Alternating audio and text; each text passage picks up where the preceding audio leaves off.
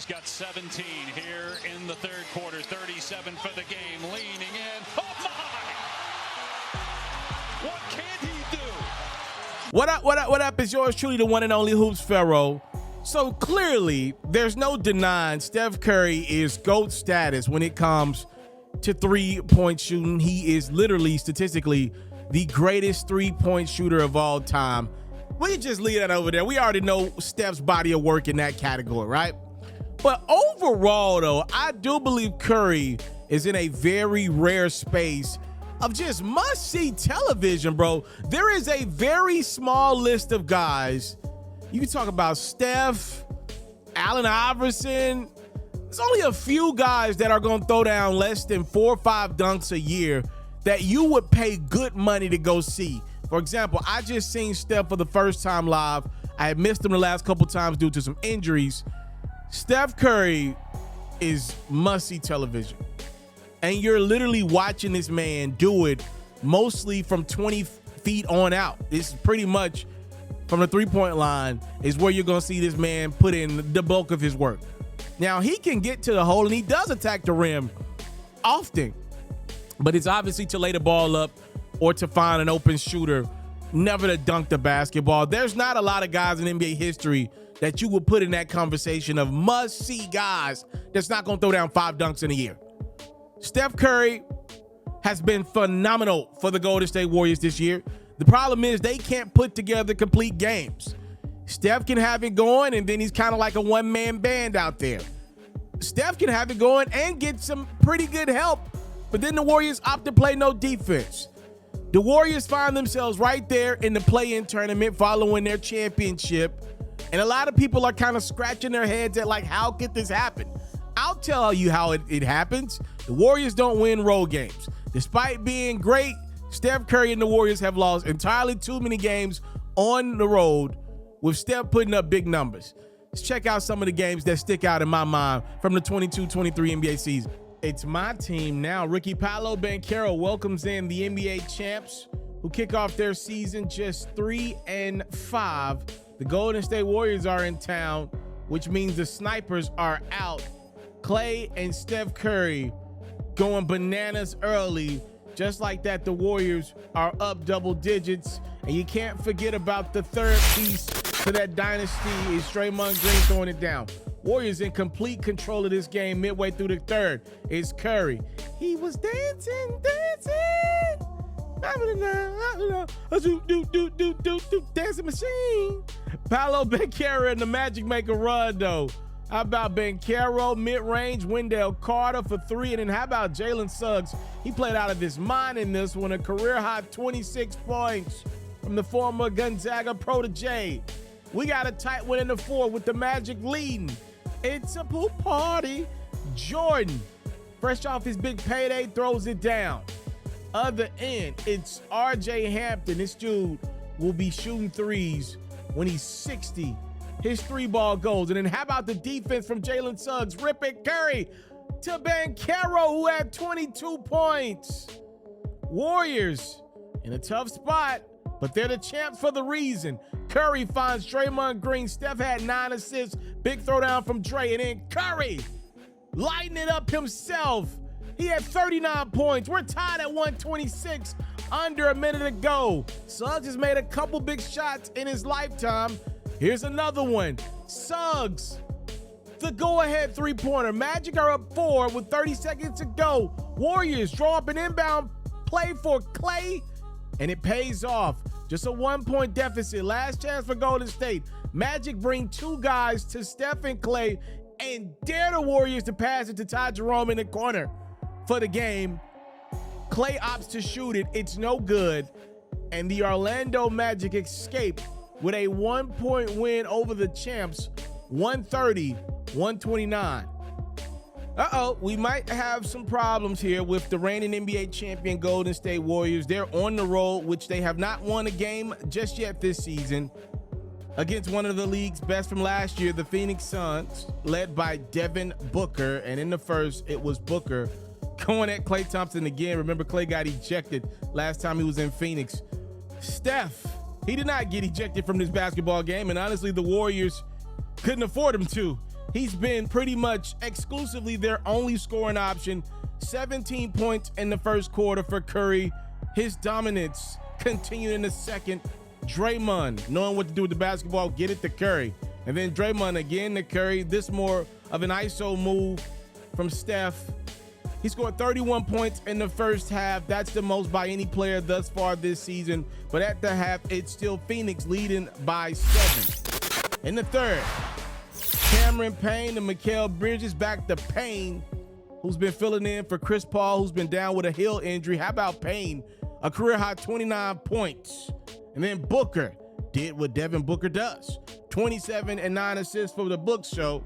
This game came down to could Steph just play hero ball and keep the Warriors in this one, and Golden State steal their first road victory of the year. Curry did all he could do, his 11th career 50-point game, but it's not good enough. Steph's heroics falls just short as his Warriors remain winless on the road. They lose to Phoenix 130-119. It doesn't get too much better than this. Kemba Walker got a front row view after he was recently signed by the Dallas Mavericks this week to a number 1 versus number 2 scoring battle. The two leading scorers in the NBA, Luka Doncic and the Dallas Mavericks, hosting Steph Curry and the Warriors. And out the gate, it looked like the Don and Dallas would get a little bit of revenge. Remember, these two teams faced off in the Western Conference Finals. Luka with some fantastic scores, but let's not count out the chef, Curry, knocking down a 3. And then Klay Thompson inside with a dish to Jonathan Kuminga. We're tied at 52. In the third, it's Mr. You-Know-Who, Luka the Don Doncic, another three-pointer. And then Curry bobbing and weaving through that Dallas defense. Somehow, some way for his team. Curry on Tuesday night made a lot of plays. That three-pointer goes in, plus the foul. We got a 3-point game in Dallas. Luka gets the swipe, and then the Don finishes. Steph fouls them. Dallas up by 6. Spencer Dinwiddie is going to get a lot of Jordan Poole's chin here, trying to get to the basket. That elbow is going to initiate a flagrant 2 foul on Spencer. He is ejected from this game, and here comes the Warriors. Poole got up off the ground and got to work. The dish inside. And then Poole stealing and keeping it for himself. The Warriors are up 4 points in the fourth, 100-96. Luka ain't done just yet, though. Look at this beautiful dime in the corner to Green, who knocks in the 3. And then another steal from Luka. This time keeping it for himself and drills the longest of 2-pointers. Dallas back up by 4. 3 minutes to go. Warriors ain't done just yet. Steph just flings it up there. But when you're the greatest 3-point shooter of all time, even your flings go in. But here comes Doncic and the Mavs. He finds Tim Hardaway Jr. for 3. And then Luka in that painted area where I think he's the most dangerous version of himself, puts Dallas up by 3. Curry and the Warriors get a chance to tie or take the lead with 10 seconds to go, but Steph is called for a travel. There were 11 travel violations called in this basketball game. Warriors get one last chance. They're down 3. Klay Thompson gets an absolutely beautiful look. It's no good. And this matchup goes to Luka over Steph. Curry had 32, 5, and 5, but the Don was just better in every statistical category. How about a triple-double? 41 points, 12 rebounds, 12 assists. Mavs get the 3-point win. Shai Gilgeous-Alexander and the Oklahoma City Thunder get the task of doing what everybody else has seemingly had no problems, beating the Golden State Warriors while they're on the road. Steph, though, brought his A game. Curry splashing up OKC. Luguentz Dort with the swipe. For what it's worth, I put in the work. Curry knocks it down anyway. Second quarter, Thunder. They got the rock. It's SGA showing you that he can attack you inside and that he's got a wicked jump shot. Shai Gilgeous-Alexander's three-pointer gives the Oklahoma City Thunder the lead. They would take that lead into the half by 4. speaking of the half, how about this fan knocking in a half-court shot to win 20,000 buckaroos? That's real money right there. He buries it from half court, channeling his inner Steph Curry. I wonder if that guy learned his shot from that guy. Curry, another three-pointer. But the Warriors can't get stops on the road. SGA and Josh Giddey take advantage of just that. Giddey up. Josh with the spin move and the score.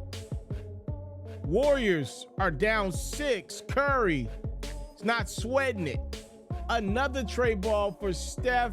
He goes 10 of 16 from the three-point line. Warriors still trail, though. Giddey, a large reason why the Warriors trail. He had a career-high 17 assists to go along with 11 rebounds and 17 points. Thunder up double digits halfway through the fourth. It's SGA. He had 33 points. And despite a grown man 40-piece from Stephen Curry, it's his Golden State Warriors once again losing on the road, 137 to 128. Kawhi Leonard and the Los Angeles Clippers are starting to figure things out at the right time of the year. They've won 3 in a row. The Golden State Warriors have not had any success on the road this year. They've lost 8 in a row, but they showed great patience early in Los Angeles.